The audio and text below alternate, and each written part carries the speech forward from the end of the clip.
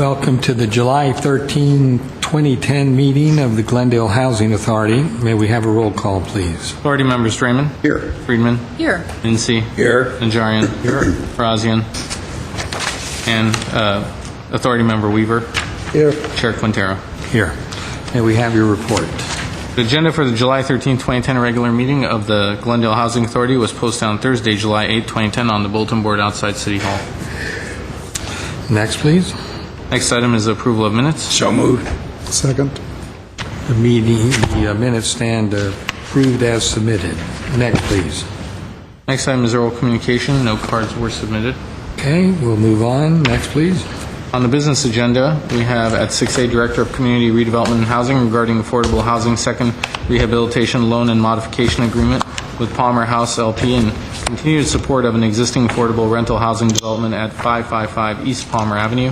At 6A1 is authority resolution authorizing the Executive Director to enter into an agreement, and at 6A2 is authority resolution appropriating $1,415,250 to provide funds for the second rehabilitation loan. Mr. Sarver. Yes, I go to Phil Lansafame, Director for the staff report. Phil?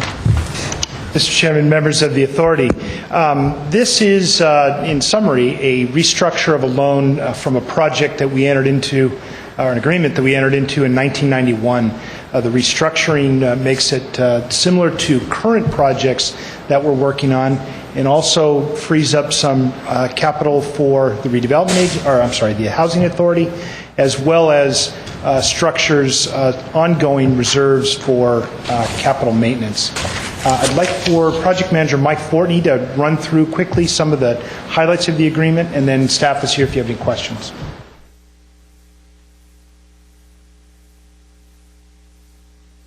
Good afternoon, Housing Authority board members. I'm Mike Fortney, your Housing Project Manager.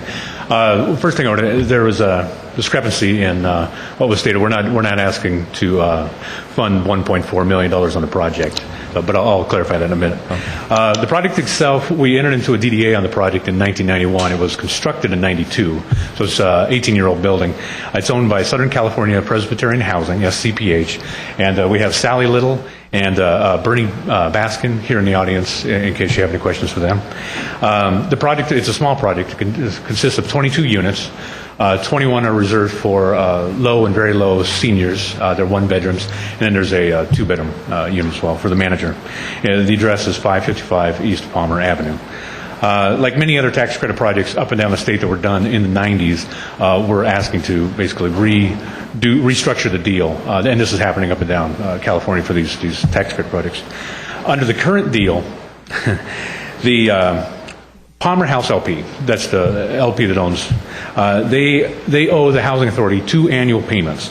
They owe us $42,000 a year for the ground lease, and they owe us $61,000 for the debt service, for a total annual payment of $103,262.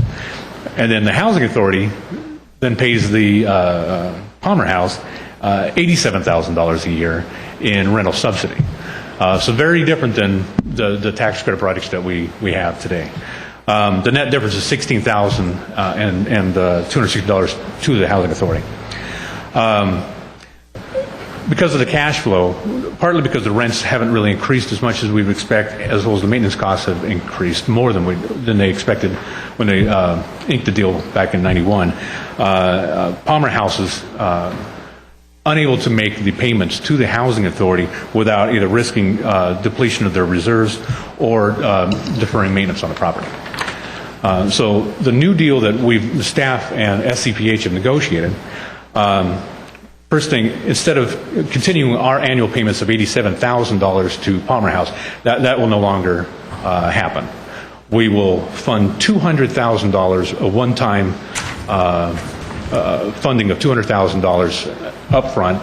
That money would actually be drawn down over 2 years as some of the rehabilitation occurs. So SCPH will contract to get the rehabilitation projects done, and then we will either pay the invoices directly or reimburse SCPH with that $200,000. And then also, instead of Palmer House making the annual payments to us, they'll cease to make their annual payments to us. They have about $150,000 in various accounts. We're requiring that all that go into their capital improvements. So they're going to fund that as well. So with no annual payments back and forth, the deal becomes a residual receipts deal, like the 9% tax credit deals that we have now. So the way we have it set up now is all the net cash flow will go into the replacement reserves, 100% of it, until such time that the Housing Authority and SCPH agree that the replacement reserves have been funded sufficiently. At that point, the residual receipts would be split 50-50 with the Housing Authority and SCPH. The money going to the Housing Authority would then repay the loan to the Housing Authority.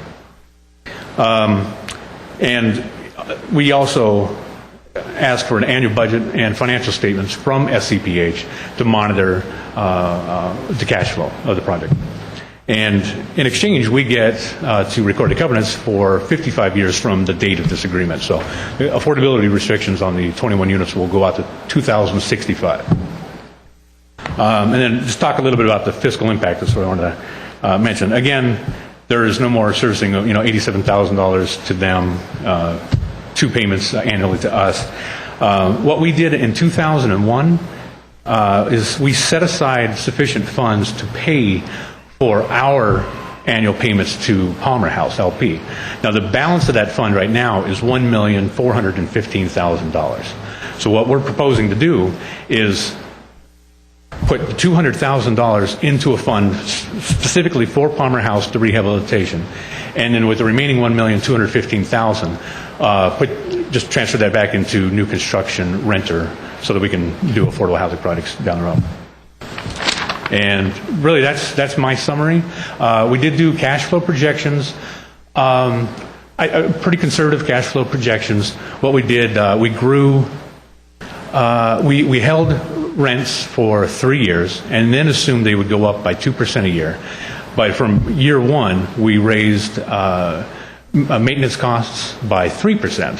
So, and then we also put, for every year out, we estimated how much they're going to need for all kinds of capital improvements, roofing, painting, replace the boiler, all the things that aren't going to be done immediately, but might be done down the road.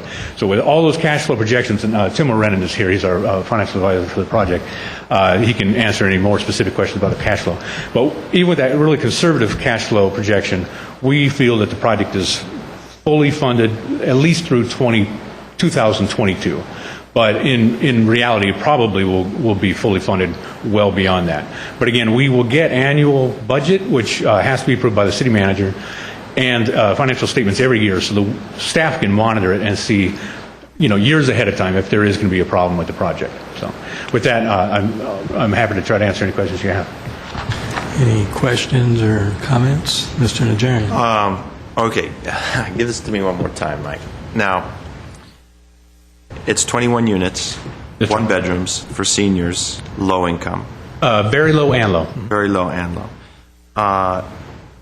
Palmer House LP pays us annually $42,000 for the ground lease. Yes.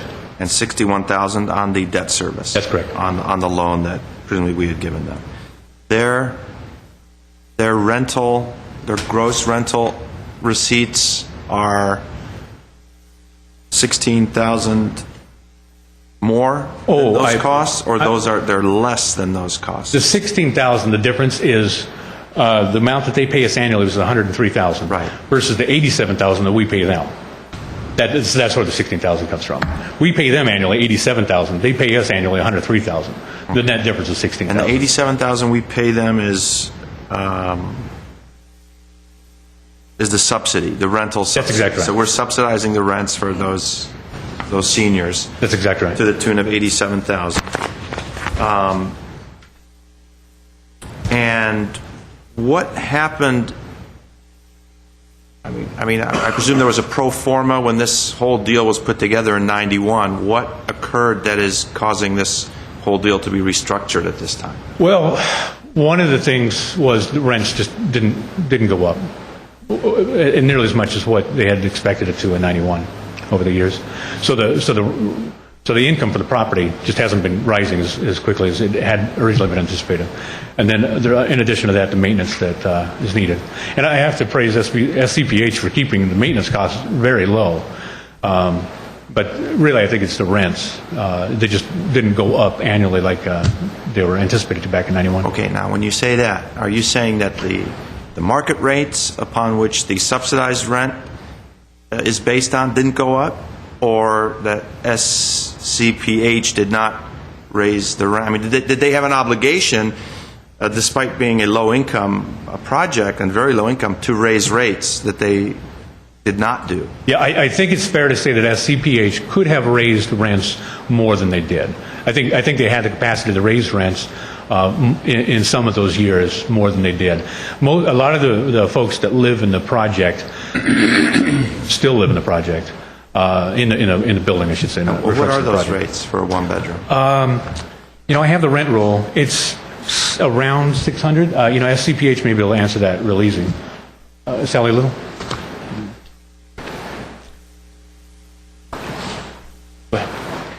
Good afternoon. I'm Sally Little. I'm Vice President of Affordable Housing with Southern California Presbyterian Homes.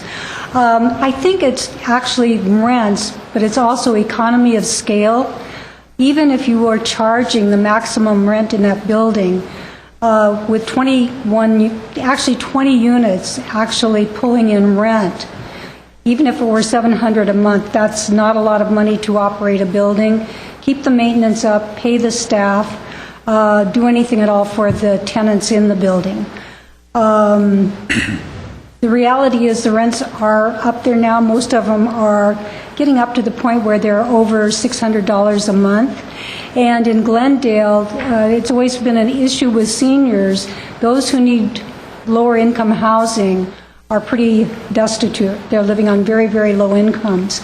In fact, the majority of the tenants there almost have to be a couple in order to afford the rents that they're currently paying.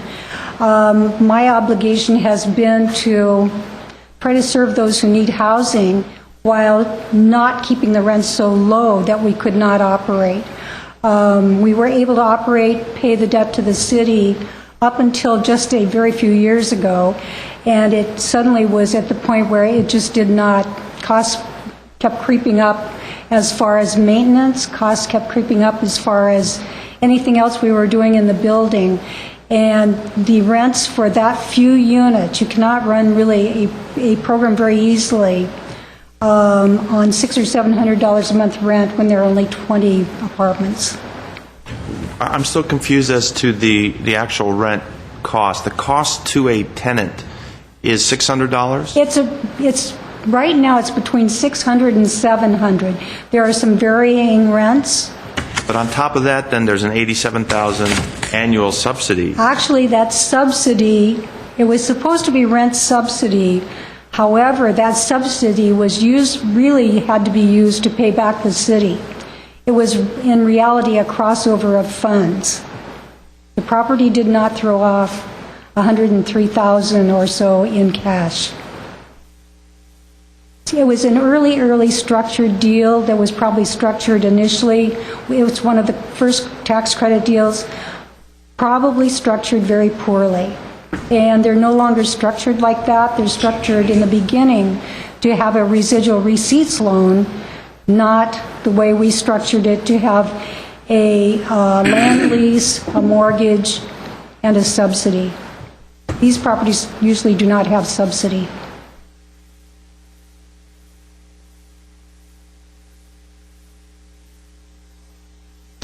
I'll be honest with you, there's still a little bit of confusion on my part as to how the original deal was structured, and I'm not even into the new deal as to how the new structure is. And I'm all for affordable housing. I think this authority is all for it, but we're talking about a major restructure of a significant project that I'm just not comfortable with at this time, and getting wrapping my arms around. Maybe this will help, because I too, being new to the housing authority and the housing division, am trying to learn. And the way that this deal was structured with a ground rent payment and a payment of the loan is much different than what we've found is viable today. Today, you wouldn't have it. We don't have ground rent with any of our projects, our tax credit projects, and the loan is repaid by residual receipts. That is, if there is an amount left over after we cover all the project costs. I think what we've found is from 1992 to today, these structures don't work. And over time, there's an inherent deficit that you run. The way that we want to restructure it would be similar to what a deal that we would do, the deals that we just did with ADI or with Tom Safran, where we cover all the project costs, and then if there's receipts afterwards, they start to repay the loan. Where you do have some positives is we're getting another, by this restructure, we get another 10 years of affordability, and then we free up $1.2 million that we're obligated to have sitting there to prepay that subsidy. So that comes back to the Housing Authority for current projects. The additional $200,000 is easily absorbed in whatever net present value savings you have by getting the money back today. Not sure if that helps you reconcile, but it is a major restructure of the project. Mr. Mincy, you had a question? As I understand it, this was the first affordable housing project, I believe, wasn't it? I think it is. And it was not modern like it is now. We have set it up so we have a good working relationship with these projects. And this will free up over $1 million toward our other projects. Is that not right? That's correct. We also think that by, I don't want to use the term superfund, but we will overfund the reserve fund in the early years by putting 100% of the residual receipts into that maintenance fund so that they can carry the maintenance over time. Much like we're doing with the Alex Theater, we would take this $350,000 and bring the building up to a good standard that then going forward, with the residual receipts, we'll have enough to cover ongoing maintenance.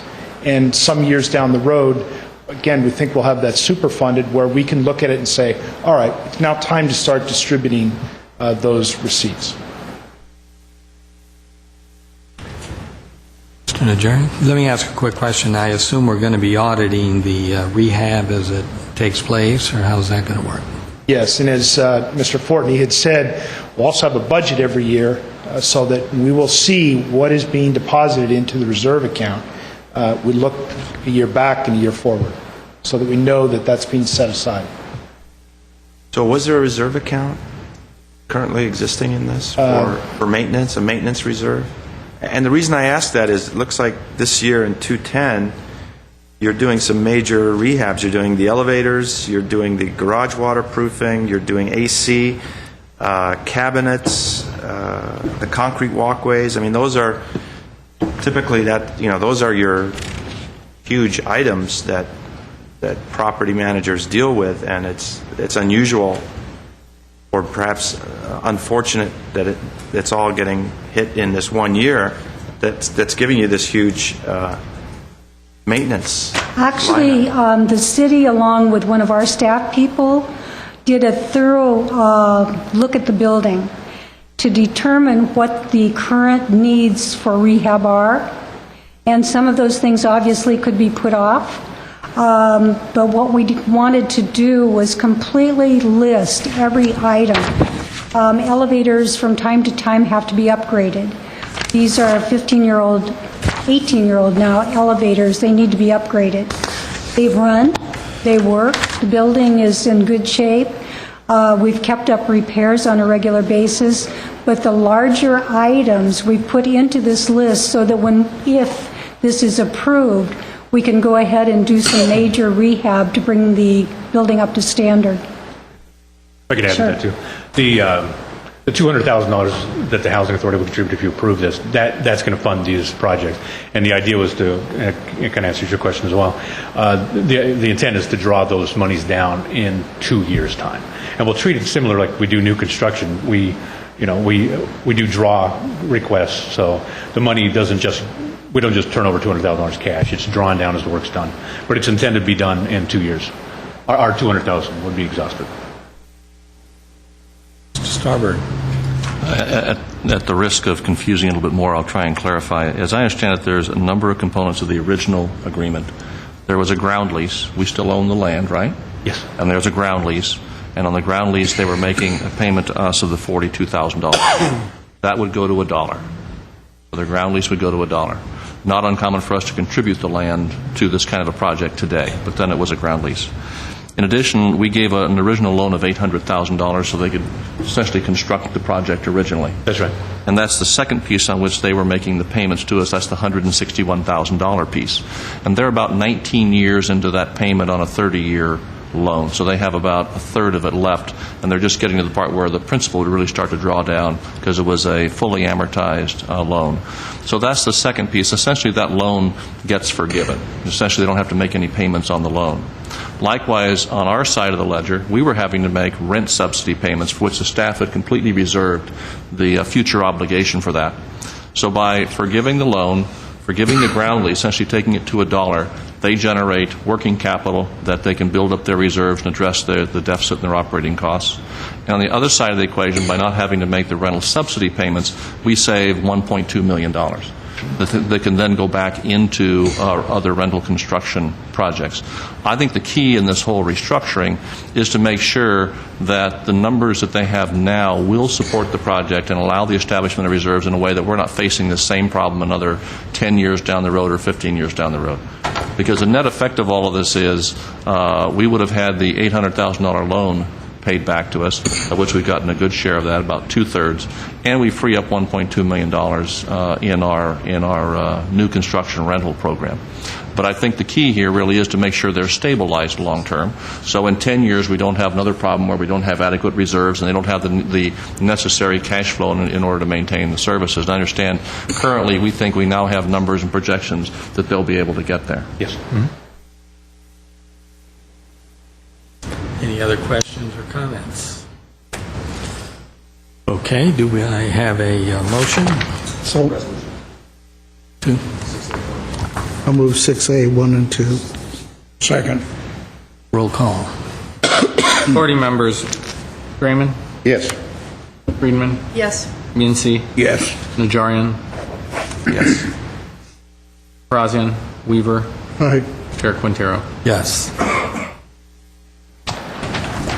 Chair and members, at 6B is Director of Community Redevelopment and Housing regarding Veterans Housing Programs Report. At B1 is a motion to receive and file Veterans Housing Programs Report and direct staff as deemed appropriate. And Mr. Chair, let me, if I may, I'd like to get a little bit, I'd like some advanced discussion on something like this. And maybe you did, as I said, I was gone last week, but I'd like some sort of meetings to understand exactly in greater clarity when deals like this are being restructured. So when I ask questions, it's not, at the time expense of everyone on the authority and everyone in the audience. So We will make sure to do that. yeah, And please don't do this again. if you like, I will. Providence like this. If you like, I'll set some time up so that we can discuss this project as well, if you'd like. Well, I understand. we've already passed it, but next time, looking forward. Okay, before we move to 6B, let me make a few comments. Since 1991, as we all know, with the first Gulf War, a volunteer army and extensive use of reserves and National Guard forces, there's been a lot of veterans working through the system, so to speak. Not just men, but a lot of women and a lot of veterans, since the volunteer forces, I think, have aged a bit, a lot of families. And so starting in 91, then we had the first Gulf War, and we had the second invasion of Iraq, the invasion of Afghanistan, followed by the invasion of Iraq. So we've been at it literally since 1991. A lot of vets have returned, and they faced a lot of issues, and face a lot of issues, not the least of which is the high for the ability for the medical services to actually have the service personnel not die in the field, be saved, treated, and then returned to civilian life. So I think the increase of disabled vets has risen. In addition to that, you have these continual deployments, especially the reserves and National Guards, where they'll go for an 8-9 month period, come back, go again. I've talked to vets that have served 2 and 3 tours of duty. So it's absolutely taken a toll on the veteran community, on their families. It's also taken a toll on the system. Then when you couple that with the state of the economy, I think there's real issues for veterans returning to a quote, civilian life. So thinking about that, I spoke to Peter Zovak and to Phil Lanzafame, and let me say they did a tremendous job, especially Mr. Zovak, who's charged with these issues, and his staff. They did a tremendous job of contacting veterans organizations, the VA, the California State Division of Veterans, et cetera, et cetera. And so that's what this report is about, that he's going to present. And yesterday we had the opportunity to visit the brand new, it hasn't actually taken in its clients yet, but the brand new West Los Angeles Veterans Home, and it's a combination of funding. It's primarily CalVet, the state of California's veteran agency, but also using VA money to put together what is just an amazing, amazing home for veterans, disabled veterans, and so forth. As I told the director, in all of the years, I started working with veterans in 1975 with homeless Vietnam veterans in L.A. In all of the years that I've been to the VA in Westwood, I have never walked away feeling more positive and thinking that, boy, they really got it right this time. And anyway, I do want to compliment them on the wonderful job they did of coordinating all the activities with the different veteran funding, and also building just a tremendous affordable housing situation for the vets.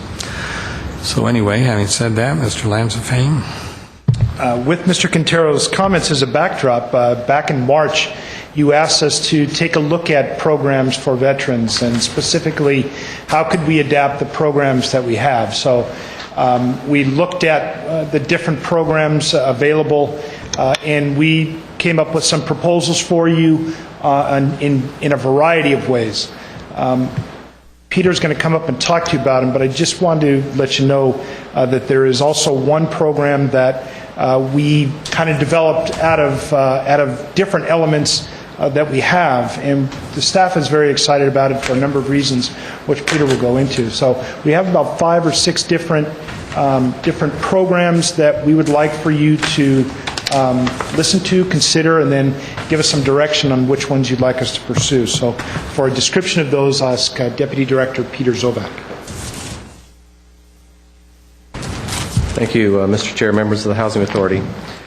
As Phil had mentioned, at its meeting of March 30th, 2010, the authority requested that CRH staff prepare a report that assesses current affordable housing programs to determine whether or not applicable enhancements could be provided that would result in preferences to United States veterans.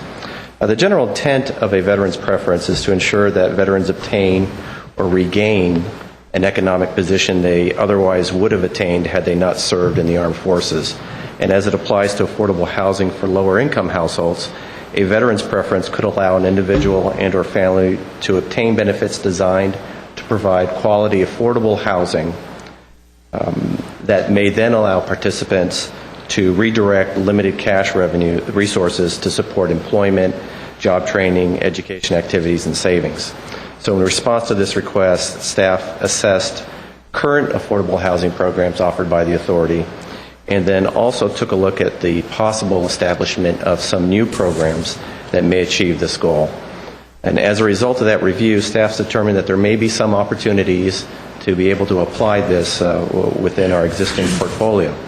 And they include enhancements to our existing affordable housing rehab programs, as well as our first-time homebuyer program, an ability to create a veterans preference within the Section 8 Housing Choice Voucher Program, an ability to establish veteran preferences in certain future new construction affordable housing projects, and an ability to create a new limited pilot program that Mr. Lansafame had mentioned that we're really excited about if it gets going, that would be providing rental assistance to this particular population.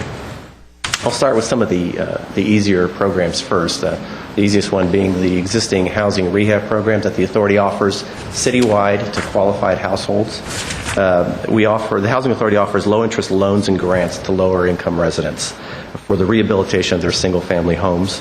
Depending upon the household type, whether it be an elderly household or non-elderly household, and their actual income category, low or moderate, households may be eligible for loans up to a maximum of $25,000 with an interest rate that ranges between 0% and 4% simple interest. In addition, the Housing Authority also offers rehabilitation grants to low-income senior households.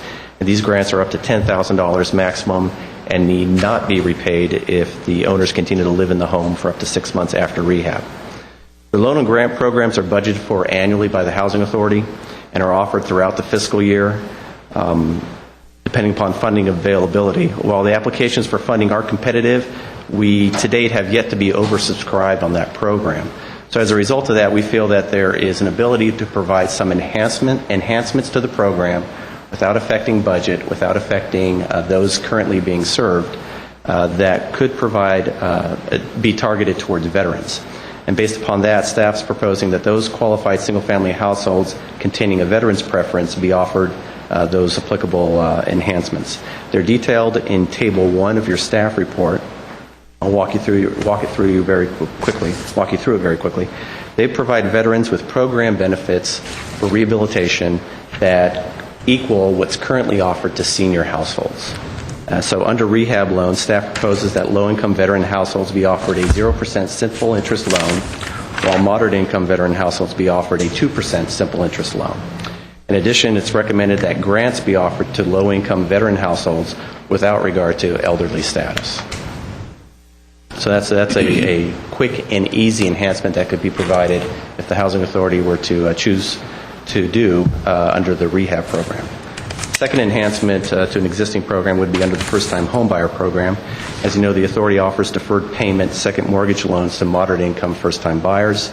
Loans are available to pay a portion of the purchase price of an eligible single-family home, condominium, or townhome. The current loan program limits provide for a loan of up to $75,000. If directed by the Housing Authority, current program limits can be enhanced for veterans to provide an additional $10,000 towards the purchase of their home. So for a total of $85,000 for veteran, moderate income, first-time homebuyer, veteran households. We feel that this action, along with some of the benefits veterans receive under the VA loan program, might be enough to assist a veteran or two to help purchase their first home and do it here in Glendale. The third area that we took a look at and were directed to take a look at was with regards to the Section 8 Housing Choice Voucher Program. That's a federally funded program sponsored by HUD, administered locally by the Housing Authority, provides monthly rental assistance to lower-income households. Currently, the authority is authorized and leased with 1,573 vouchers, and then also 1,378 portables. So the program is just around 3,000 clients.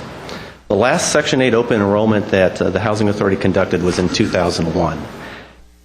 In anticipation of that open enrollment in 2001, the Housing Authority went through a process of establishing preferences for that open enrollment. At that time, there was a list of preferences. They're outlined in the report. Those preferences established and their corresponding point values were meant to slot people in a hierarchy on the waiting list according to the preference order that you had selected. The preferences at that time included victims of hate crimes, witness relocation, households displaced by government action, homeless households, and in addition, U.S. veteran survivors of U.S. veterans. And then there were other preferences that related to senior households, a resident of Glendale, disabled households, households with extremely low income, and working families. So there was a list of preferences that the Housing Authority established. Over 12,500 households applied during that open enrollment. And looking back in our records, we were able to determine that approximately 138 of those households that applied were certified as having a veteran's preference. So consistent with the point priority or point distribution that was given by the Housing Authority, a lot of those veterans were served very quickly within the open enrollment, probably within the first year of the open enrollment. 138 were certified as having a veteran's preference and were given a voucher. What staff did recently was just to assess how many of those households may still be on the program. We had found out that approximately 21 veteran households remain on the program. Where we are at now on the Section 8 waiting list is that we have approximately 6,500 households that are still being served off that waiting list in the preference priority established by the Housing Authority in 2001. We are currently serving the very last of the households that have accumulated 5 preference points, and will soon be dipping into the households that have 4 preference points.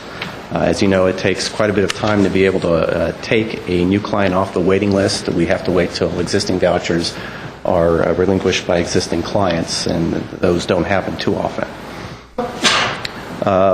What staff did was inquire with HUD, Los Angeles, and Washington on the ability to reopen the Section 8 waiting list with the intent of allowing only those that can claim a veteran's preference to apply. According to HUD, they've come back and said that PHA can do that if it is consistent with their administrative plan. And so they've come back and said that this is permissible, but it needs to be consistent with the plan. It would require amending, if this is the direction the Housing Authority wanted to go in, amending the administrative plan. Staff would recommend, if that's the case, we would propose an amendment to the plan and then send it back to HUD for their comment, final comment on it, and approval of something like that.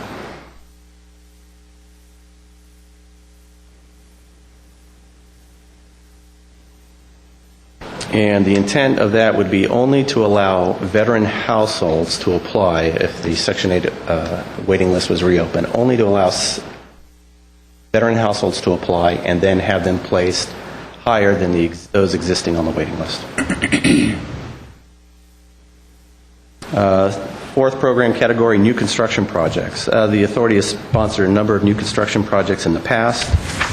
Due to specialized funding sources, a small number of them contain some target populations to serve, victims of domestic violence. We have a new project that will be coming back before the authority. A certain number of units are targeted towards artists, things like that. In researching future opportunities for this program, staff consulted with various veteran nonprofit social service groups and governmental agencies affiliated with providing services to veterans, and we received their input on this issue. In addition, staff consulted with the state of California via the tax credit program. We consulted with HUD. We consulted with our federal lobbyist, the Ferguson Group, for additional information on funding sources for new construction projects. And according to most of those consulted, because of the volume of veterans that are anticipated to be coming back and really kicking into a much higher level of numbers in the next 3 years, all of these agencies are looking at the same issue that the Housing Authority is asked to look at.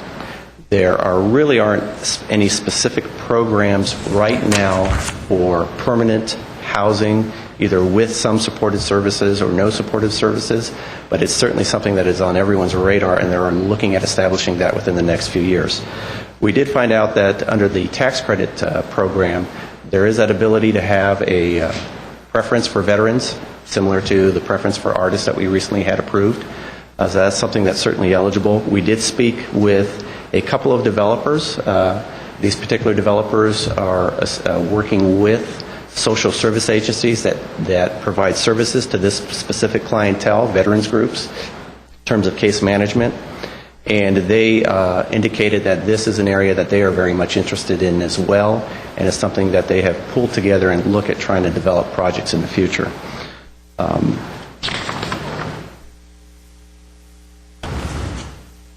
This is something certainly that the Housing Authority could place a emphasis on within its statement of interest, which is a marketing tool for future projects that we distribute out to developers.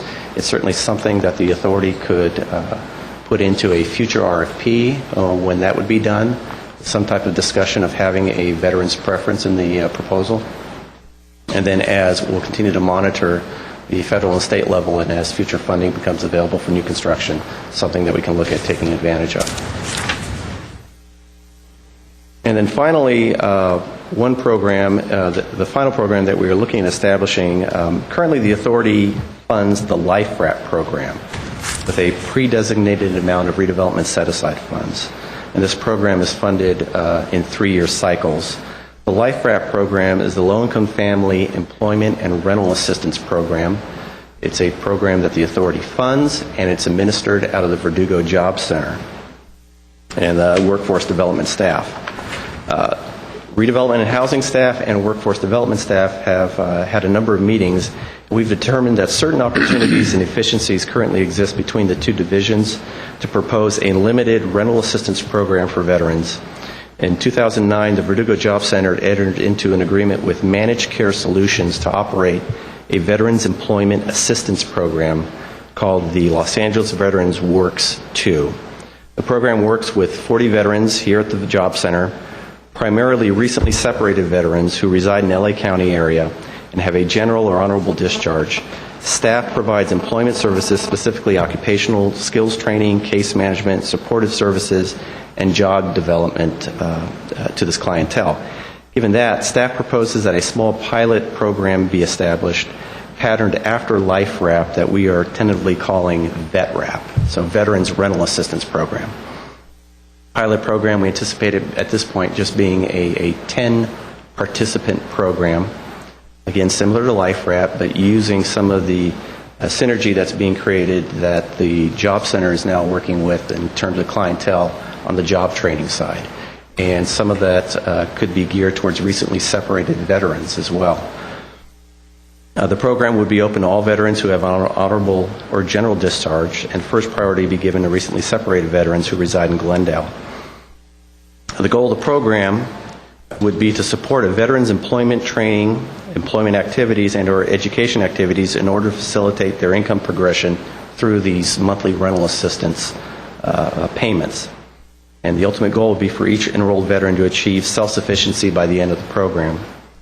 In order to accomplish the program's purpose, clients will be provided with case management, time-limited housing assistance that will allow them to divert their cash resources to other areas that include employment training and savings. Case management activities will and could include advocacy, support, counseling, life skills, money management training, vocational guidance, and job search assistance. Funding for this program would come from the undesignated funding balance allocated to the Life Wrap program. Again, it would be a pilot program, possibly 10 to 11 households, a one-year program, and then allow staff to be able to reassess its effectiveness and also be able to look at other efficiencies and opportunities that may come on board. We have members, Don Nakamoto and Judith Cernis from the Workforce Development Division. One of the comments we had heard is that, at least in the area of work that they are involved in, they see increased grant funding for this population as well for the job employment side.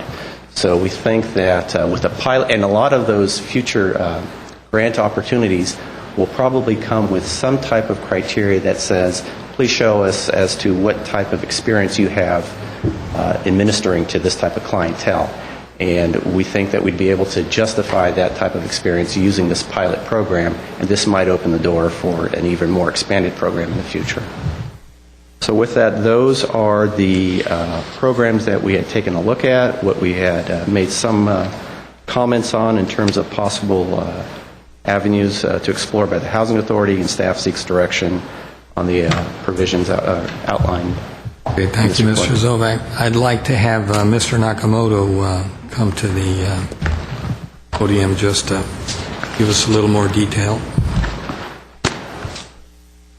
So the feasibility of putting together a Vet Wrap program, as you call, comparable to the Life Wrap that we've been doing for a few years. You think that's something positive, that I lead to a positive outcome, including the housing component of it? Definitely. It really coordinates with a lot of the activities we're currently doing. We're doing a lot of outreach to the veteran community to recruit for the training and employment grant that we have right now. And we have to do a lot more of that recruitment.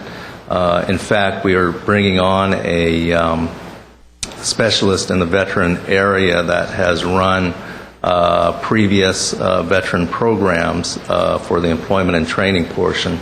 Also, we have an existing staff person that is a veteran from the Army Reserve, and he also has a lot of experience in the workforce area. And so we're bringing on a lot of extra staff because this is an area that's a priority for the state of California. In fact, all of our funding that we receive that originates at the federal level and comes to the state has a preference requirement that if we can serve veterans and give them priority of service, that's what we have to do, and it's written in all of our contracts with the state. And so our ability to coordinate with existing programs and services within the city it really makes a lot of sense. If we can provide assistance on the housing end, it's not only an issue for us of the employment needs of the veterans that come in. They come in with a wide range of different needs, and a lot of things we can't specifically address on our own. So having that housing element and the case management aspect through the Vet Wrap program, it would really coordinate really well, and we'd be able to work together to help the veterans achieve a lot of different goals. Okay, thank you, Mr. Nakamoto. Any comments or questions? Well, I certainly support the anything we can do for our veterans. I had a question, sir. The veterans that are coming in for your services, are they families? Are they mainly young? What is the age range, your average, that you're dealing with? Actually, the majority of the veterans that have been coming in, our main emphasis is to try under the current grant that we have to recruit recently released veterans. That's kind of the emphasis that we're seeing from some of our funding sources. But unfortunately, there are different circumstances that affect our ability to recruit that population. A lot of them aren't in like a mental state of immediately jumping back into society and trying to get a job or trying to pursue activities such as that. So our recruitment has been a lot more difficult than we anticipated. So a lot of the veterans we're seeing are actually some of the older veterans from Vietnam and other eras, as opposed to just recently released veterans. But because our funding sources really emphasize that area, that's one of the reasons we're bringing on some of the specialists to try and recruit that population more effectively. Thank you. Ms. Friedman. Yeah, I wanted to thank Chair Quintero for bringing this forward. These veterans have certainly put their whole lives on the line for us, and this is the least we can do. So I hope to see some... this is a great report from staff. It outlines a lot of opportunities, and I hope that we pursue them wholeheartedly, and that as these veterans are coming home, we have a place for them here in Glendale. Thank you. Mr. Najarian.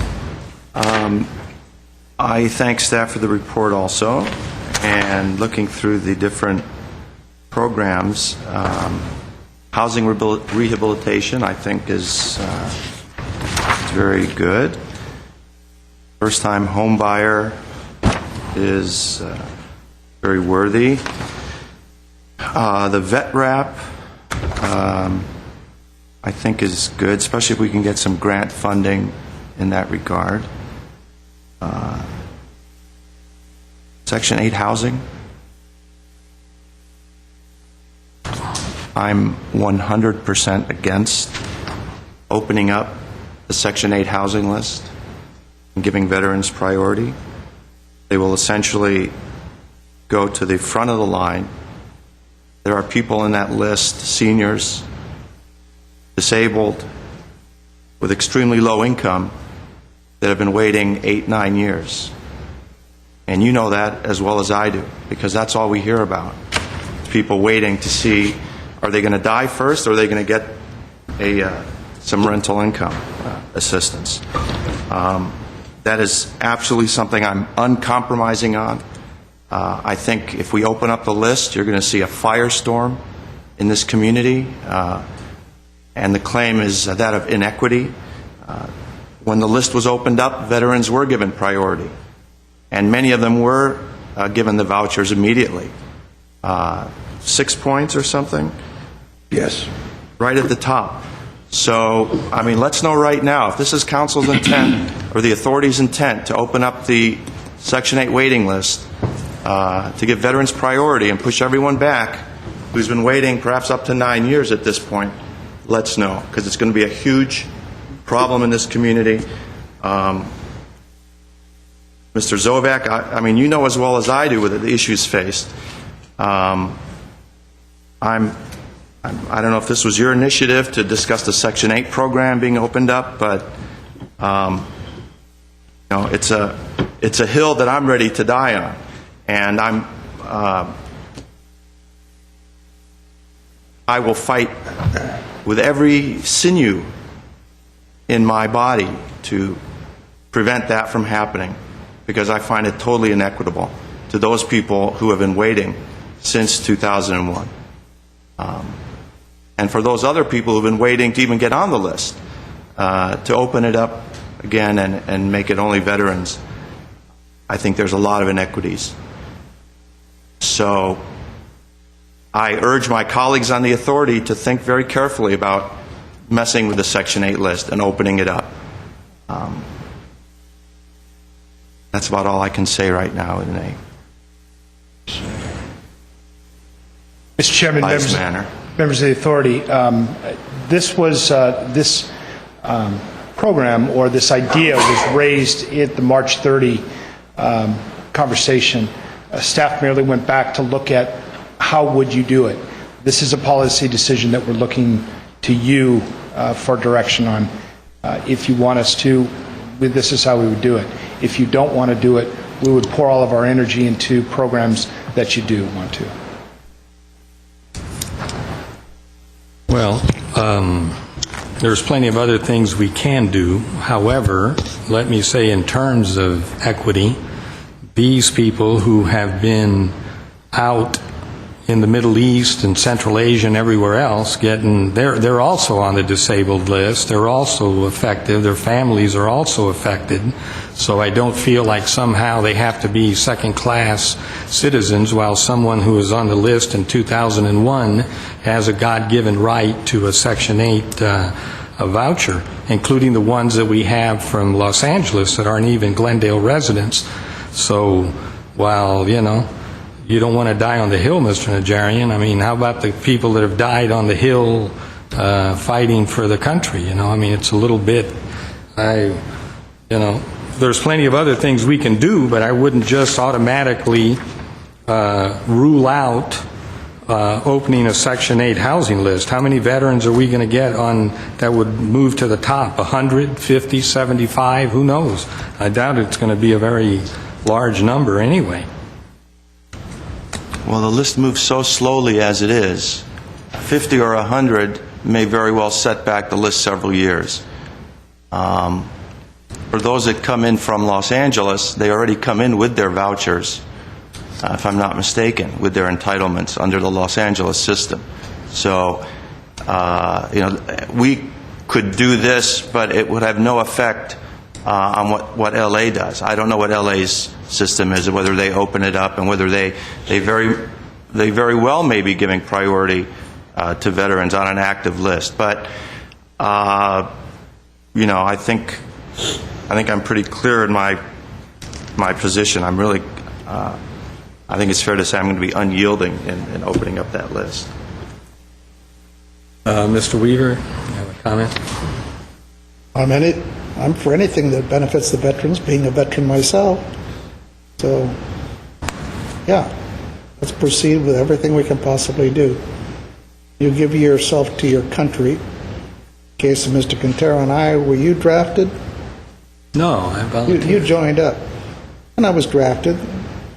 2 years, you just graduate and you want to go work on a master's degree and get a job, and you're denied that because you have to serve your country, which I did.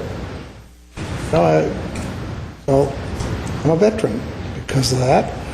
I feel the veterans deserve everything they can get from a country they help defend. Whether you're drafted or joined, you do what they tell you to do. You go where they tell you. You have to wash dishes. You have to go out and kill the enemy. You do it because you're ordered to. When the veterans come back, they deserve a lot from us in return. Hope we can help them in every way possible. Mr. Raymond. Well, I have a question. I think it was touched on by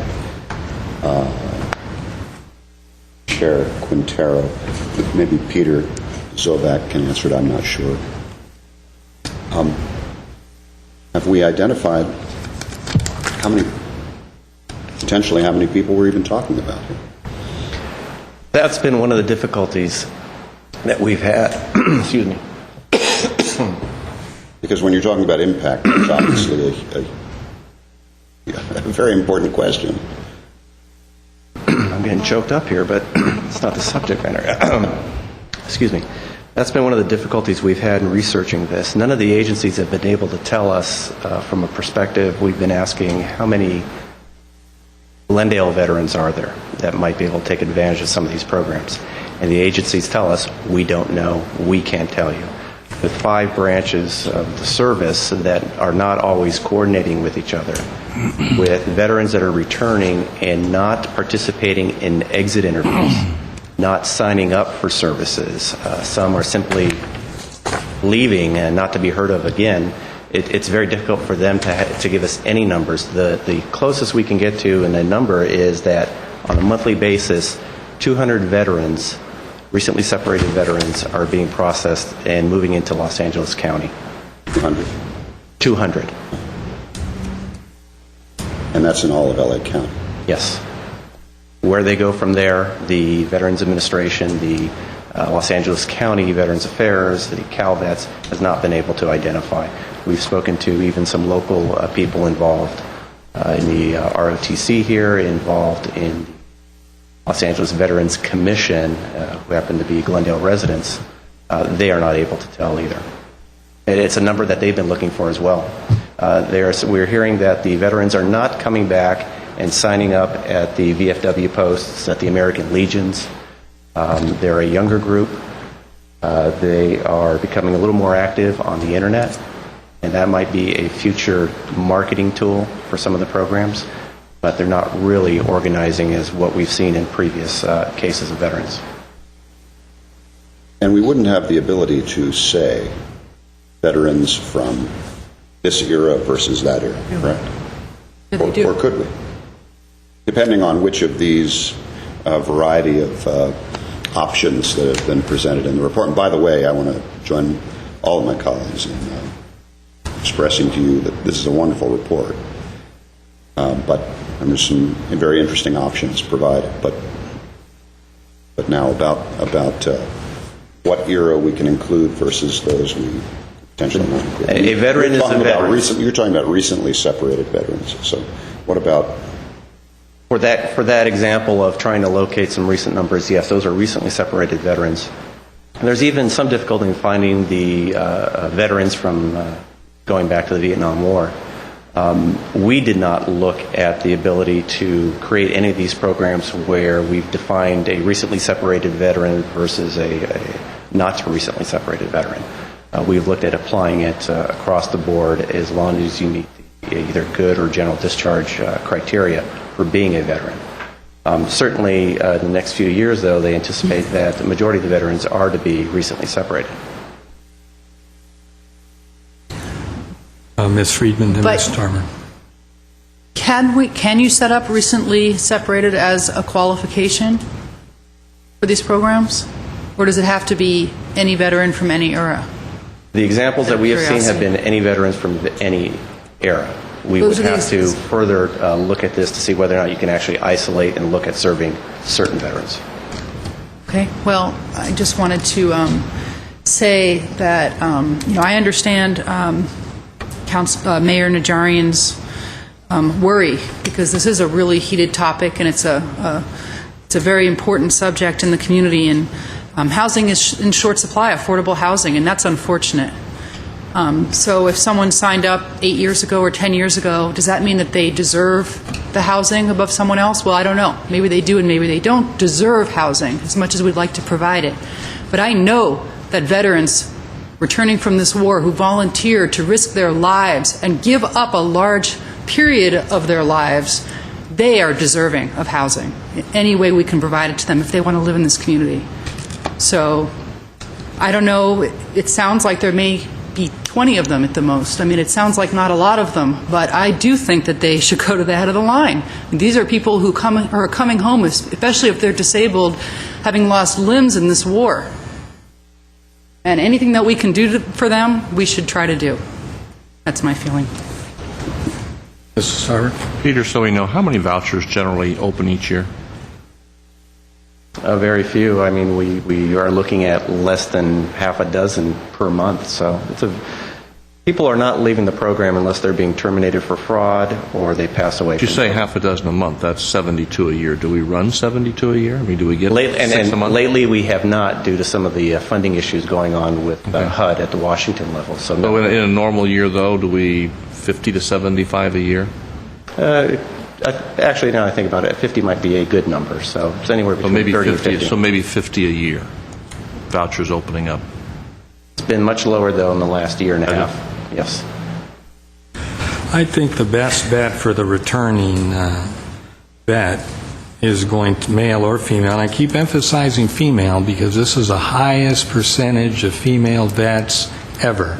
And vets that, female members that have been literally in combat. They haven't been in the back. Traditionally, they served in other roles. That's no longer the case. They're distributed throughout the military, so from truck driving, artillery units, you name it. So anyway, a lot of females, and I think a lot of families also. They may not be big families, but one child, two children in the families, an inordinate amount of reservist and National Guard. And so my feeling is that what I think is going to serve them the best would be the vet rep program, coupled with housing vouchers, etc.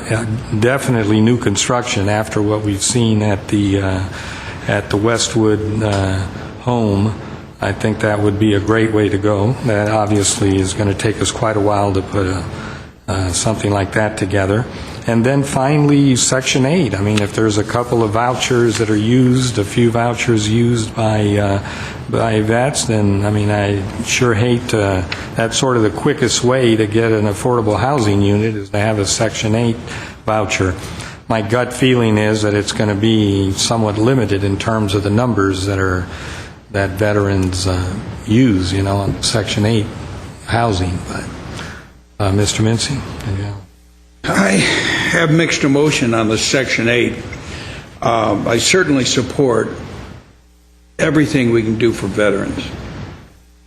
But it's almost, by opening up Section 8 again, I'm sure people come to you, people come to me all the time saying, when will I be able to be on Section 8? I've been on this list for so long, and they really need assistance.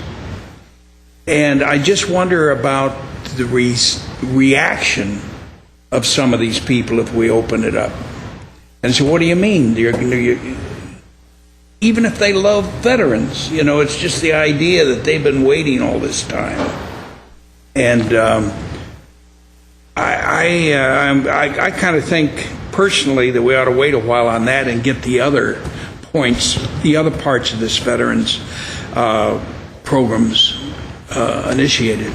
Well, look, let me tell you something point blank. I'm concerned about what's right and what we do for people, as Ms. Friedman said, that put their life on the line, careers disrupted, injuries, et cetera, et cetera. That's who I'm worried about, not about people who have been waiting to get on a Section 8 voucher being unhappy. I'm not concerned about that. Mr. Draymond. Well, first of all, what I was getting at when I was asking some of the questions, no, Peter, you've answered them. Thank you very much. I appreciate that. And I suspected we didn't have the specific numbers. The agenda item before us is a motion to receive and file the report and then direct staff as deemed appropriate. So there is not a specific item we're voting on, to my knowledge, today. What always concerns me about discussion of veterans issues, whether it's this or any veterans issue that deals with equity, is the inevitable rush to say that here is the model, these people served us, whether, as Mr. Weaver puts it, whether in another era being drafted or volunteer or in today's service completely volunteer, and to hold that up and say if you dissent from that, then you're not somehow not patriotic, and you're not thinking of these vets who gave everything, so to speak. Just as we go forward, I hope that this debate, this discussion, because this won't be the last time we talk about it, doesn't descend into that kind of a debate. That is not the kind of debate I want to participate in. Am I a vet? No. But I'm the son of a disabled vet. And I certainly know the situation for veterans within our Veterans Administration programs. I know what our veterans facilities are like. I know them intimately. I don't need to be coached on that, and I don't need to be lectured on that or about veterans issues. What I want to say about the Section 8 issue is that if we go down that road, or if we are going to talk about going down that road, this council member is going to need to hear more debate than simply an informal discussion up here today. So I'm prepared to give direction per the agenda item with regard to my support for all the options presented. They're all great. And as regards Section 8, you hear the passion right here on this dais, on both sides of this. So I would absolutely want to hear from the public on this as a separate item. On the one hand, yes, veterans serve us, they put their life on the line. It is a matter of equity one way or the other. Mr. Quintero's passion is well understood by me, as is Mayor Najarian's passion on it. But I want to hear more. I mean, you can say the same thing about other public safety people within our society. Say the same thing about nurses, not about laying their lives on the line, but the import to our society. Anyway, I want to hear more, and I would certainly be happy if we could agendize that. One other comment. We have the point system right now at 6 points. When we discuss all of these things, we might want to adjust the point system to veterans and give them more points. If we did that, it wouldn't be quite the upheaval as it does just saying you're at the top of the list. That's one suggestion. But you're right, we have to discuss this. And I think we all support the veterans. And the rest of the program, I think, are going to go very well. So we just need to work on it, and as you say, agendize this area and get more study on it. Okay, well, let me just say, and then we'll get a little more direction. Let me just say that everybody supports veterans, and my experience has been when it comes to banners and it comes to speeches and everything else, everybody supports veterans, but this country historically, maybe Second World War I think was a bit different, but since the Korean War, when it comes to dollars and cents and programs that specifically benefits those returning, it's somewhat spotty at best. So I think whatever we do here is going to be a step in the right direction. So for me, I support all of the different initiatives, and we will have to obviously discuss all of them, from new construction to vet rep, et cetera. So I think I would like the staff to continue to move forward on that. And if some of the members want to bring the actual idea of opening the Section 8 list for veterans only, do I understand from the report that it's okay with HUD, that a housing authority can actually take that initiative? We made numerous contact with HUD and asked the question, and they continue to refer that it was permissible as long as it was consistent with the Housing Authority's admin plan, which is why in the report we asked that if this were a direction the authority would eventually pursue, that we propose a change to the admin plan and then take it back to HUD for official and final comment on it. There's a little bit of fear on the staff side that as many times as we tried to explain to them what the situation was, that every once in a while HUD just says, well, as long as it's in your admin plan, it's okay. We made multiple attempts to be as clear as possible as to what we were asking for. And just to be on the safe side with regards to this, if we continue it, we would ask that we propose a change to the admin plan that they would then be asked to officially comment. Okay, so we're not exactly sure, and that's obviously going to take quite a while to put together. Mr. Starver? Quick question, Mr. Quintero. Peter, when our list was last opened in 2001, how long had it been in existence? How long since it had been open before that? Do you know? Immediately before that. No, I'm sorry. How long had the list been in existence prior to its opening in 2001?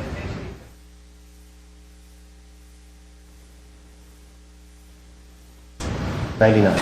We had previously opened it in '99, is what staff is telling me. In '99. So it was '99, then 2001 we revised the priorities, or did we open the whole list again? We reopened the entire the list and then also applied the preference points, priorities. Okay. So it's actually 10 years, and it was opened, and now it's been another 10 years, more or less. Well, it sounds like, how long, do you know how long it was in existence prior to the 1999 establishment? I thought it had been open for a long time in I'll get that Repeat information. that. We're having a discussion back here and trying to clarify when that was done. So that's where I'm at on direction to the staff. Mayor Najarian. Question, request for information, Peter. What I would like to see would be a list of all programs geared towards veteran benefits from any federal, state, and the city of Glendale. All. I'm talking about education, health. I have an idea about what they are, but I'd like to know what they are. There may be some overlap in housing. I also would like to have I guess the controlling documents on the Section 8 program as set forth by the HUD regulations. I'm sure there's a CFR or something like that which details the point and principles of the HUD program. Because I would like to look through that as well. Well, whether it's thick or thin, whatever it is, I can, I'd like to see that. Okay. Our motion, which just says to receive and file, do we want to... The motion, as Housing Authority Member Draymond noted, also includes staff direction. And I think I've tried to craft something while listening to the comments of the members of the Housing Authority. Do we want to add something to that? Well, it seems like what we're looking for is a lot more information about the number of people, the different programs, and what our options are, and what they would do, what kind of impact they would have on not just the veterans but other members of the community, and just what you have, but more of it, I think. Based on the conversation here, I would anticipate a consensus that on those programs not included in the Section 8 priority discussion, that some of those are going to take further Housing Authority action before implementation, and we'd proceed to put the details together and bring those back to you. I sense you want to have more general discussion before you give us direction on the whole Section 8 priority list. Mr. Draymond? Yeah, that's pretty much why I stuck my hand up.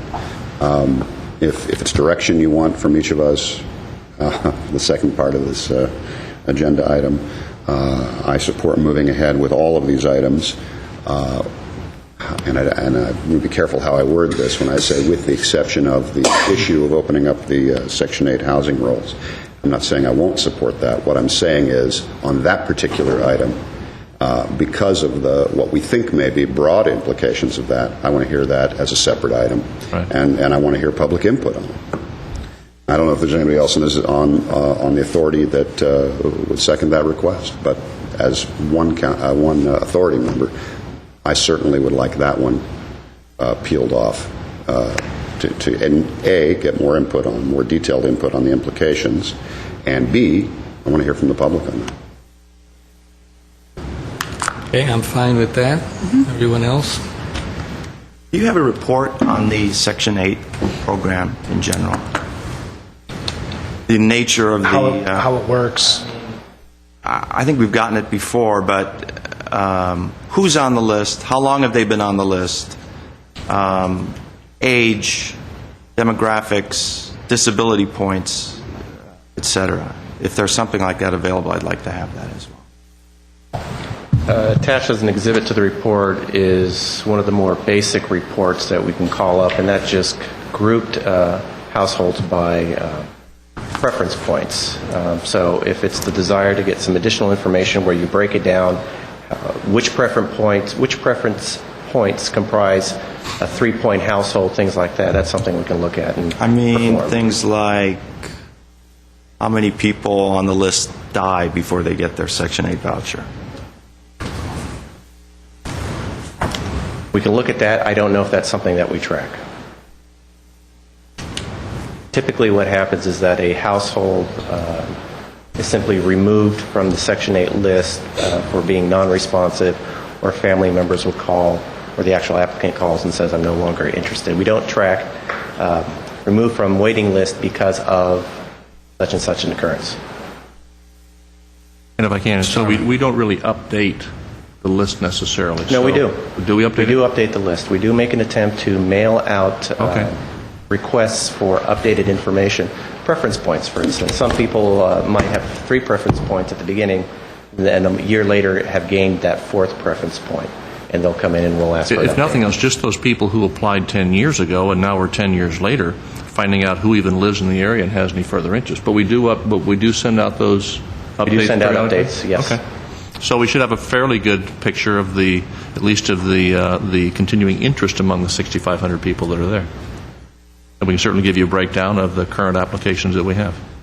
And to answer your question, prior to 2001, the last time the Section 8 wait list was opened was in 89. 89. So it went in 89? In 89, you say? From 89, and then we reopened it up again in 2001. Was there a 1999 opening? No. Oh, so 2001 was it? Because I recall I hadn't been here too long, and the list was open. It seemed then it was because there was a feeling it had been open for such a long time, and there were so many people on it. So that would have been roughly 11 years. It had last opened in 99. Right? 89. 89. So 12 years, 12, 13 years. Okay. Next. Mr. Chair and members, next item is authority member staff comments, unless you need to make a motion. We never made the motion, did we? Oh, you're right. Let's make the motion. I move B1 as it's stated. Is that okay?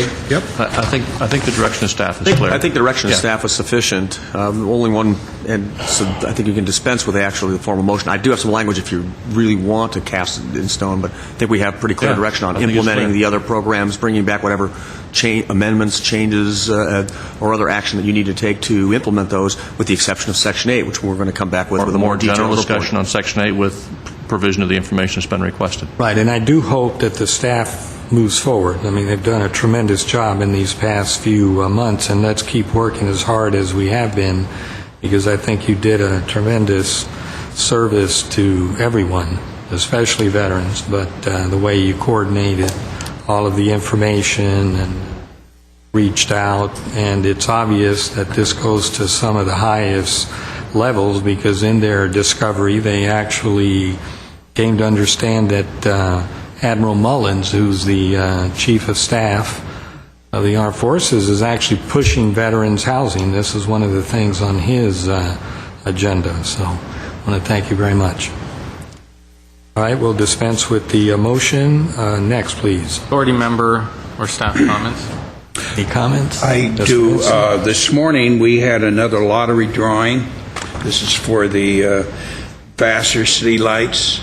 This place was packed with people. And I mentioned the fact that the Housing Authority is doing everything we can to provide affordable housing, as we do. And there were not only thunderous applause, but thank you, because you know the need for housing is just amazing. And there were over 3,500 people of the cards. You know, we had the numbers. We choose by number, not name. There were 3,500 in that. We selected 600 for 70 apartments. And I was pleased. Laura Parazian is on vacation this week, but she even came in this morning and helped with the drawing. But it just shows you we're on the right track on some of these things. These people appreciate it so much. So I just want to get a report on that. Okay, next, please. Mr. Chairman, members of the Housing Authority, one announcement that could either do here or with the redevelopment agency, but I thought we'd take this time. A couple weeks ago, Chair Friedman had mentioned that Huell Hauser was featuring Glendale, and in fact, that program did air. It's called California's Communities, and it's aimed at educating California residents of the importance of redevelopment. In this particular program, Huell started with the Americana brand, and we talked about the importance in the goals that we had for that and what we achieved. But going beyond those borders, tax increment that comes from all of our projects is set aside for affordable housing. The program then moved to our most recent project, Casa de la Amistad, and there's maybe a 15 or 16-minute segment on that as well. KCET, it ran on KCET on the 25th, and then for the week following, it will now go into their general rotation. But we did get copies of the DVD, so we'll see if GTV6 can get it on our website. It'll also go on the California Redevelopment Association's website for people to view and hope get a little glimpse of what's going on in Glendale. Mr. Lasafame, just curious, were we told at a council meeting this was going to be on? I asked, when's it going to be on? Was it announced to the general public? Yes. Was? Oh, yeah, that's way back, but when did it air? It aired on June 25th, and actually I think we sent a notice and made a mention of it. What? Oh, Bob McFall's retirement night. Probably why you didn't get a chance to see it. It'd just been nice we knew, well. But I mean, the general public might have liked to have watched it. 'Cause every time I see Huell Hauser on there, I'm looking, is this the one? Is this the one? So we'll be trying to put it on Channel 6. Good. Any other comments? Move we adjourn. Second. Are adjourned. I should have skipped McFall's. Paid for that. Okay, we ready? Not yet. I guess I